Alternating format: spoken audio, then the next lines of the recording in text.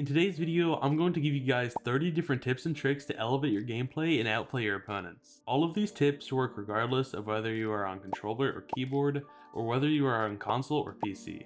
Along with that, all these tips I have seen being used by pros, so you know these are good. Without any further ado, let's get right into the video. The very first tip is going to be a trick that you can do when someone is on top of your stair. People usually stand here to avoid getting boxed, but you can place a floor, edit it, then create a Martaz peak and full box them from below. After that, you have a really nice peak, which is really hard for them to hit you with. Whenever you're box fighting someone and they have two boxes without a wall in the middle, you can break one of their walls and sneak your own in the middle of their box.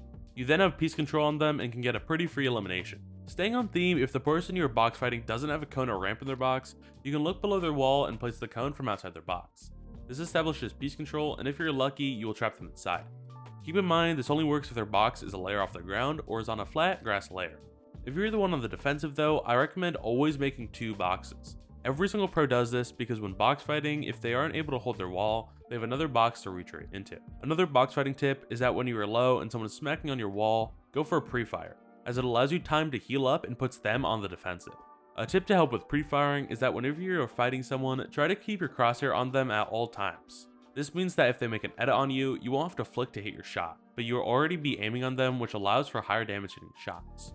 Similar to keeping your crosshair on your opponent, you need to make sure you're practicing good crosshair placement.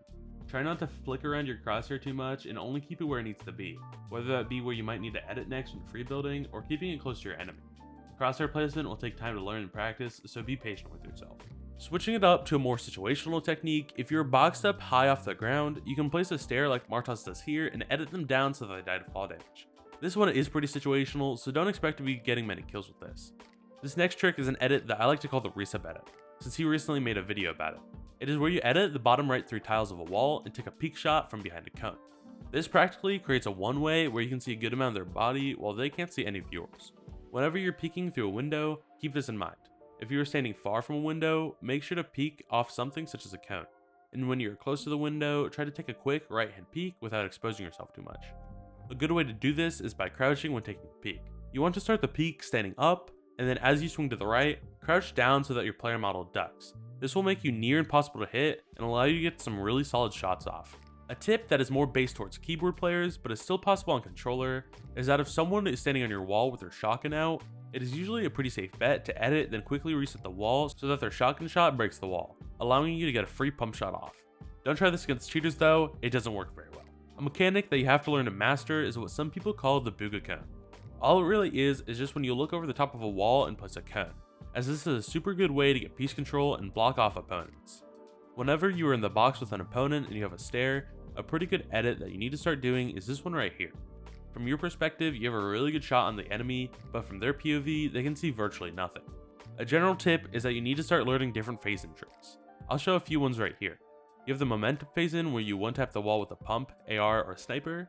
You have a similar one from above using your pickaxe.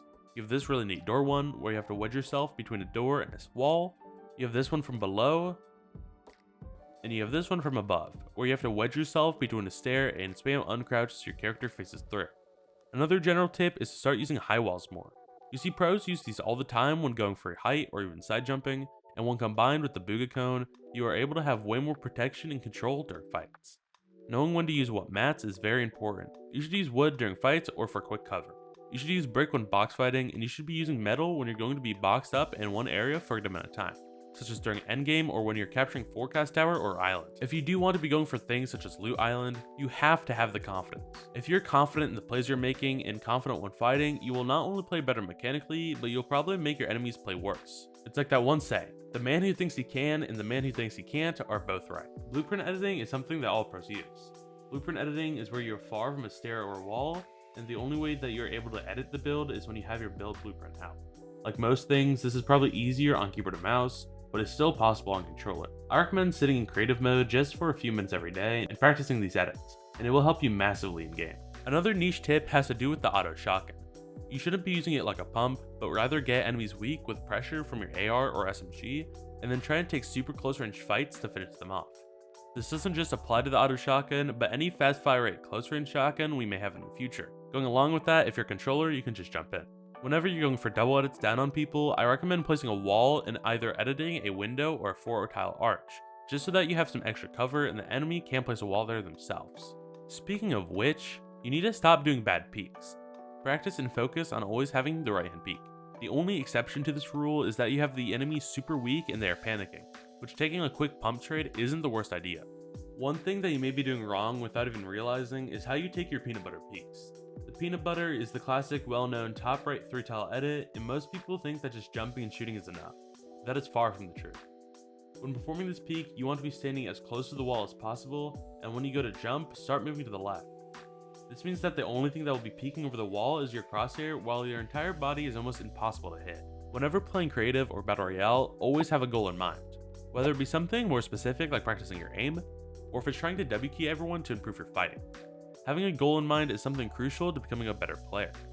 The goal for tournaments, on the other hand, is to actually perform well. I recommend whenever playing tournaments, don't worry about what playstyle is cringe or looked down upon. Your main focus during tournaments is to do as well as possible, so don't think that you have to play a certain way. Whenever you're fighting, don't be afraid to disengage. What I mean by this is that if you have 3 builds and you are in a 3-way fight, sometimes the best option is to disengage and refarm up. I guarantee this will stop you from dying as much just because of small reasons like that, and will lead you to winning a lot more games. To stay on the top, all the top pros know all the current working exploits, whether that be mantle teleporting back in chapter 3, or something as simple as editing builds through walls.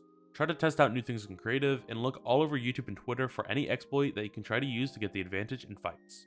Along similar lines, stay up with the current meta. Try to know what weapons are best and when they get buffed and nerfed, as this can significantly impact how you should be playing. I'll be uploading a video when the new season drops on the 10th, trying to let you guys know what I think will be the meta, along with some various tips and tricks. Practicing every day is super underrated, and when you do, you want to make sure you're conscious of what you're doing and that you aren't on autopilot. Thinking about every single tile that you are selecting and things such as your movement and crosshair placement will help you improve not only faster, but more efficiently. This very last tip might be the most important one of all. If you truly want to improve and go pro in Fortnite, you have to stop making excuses.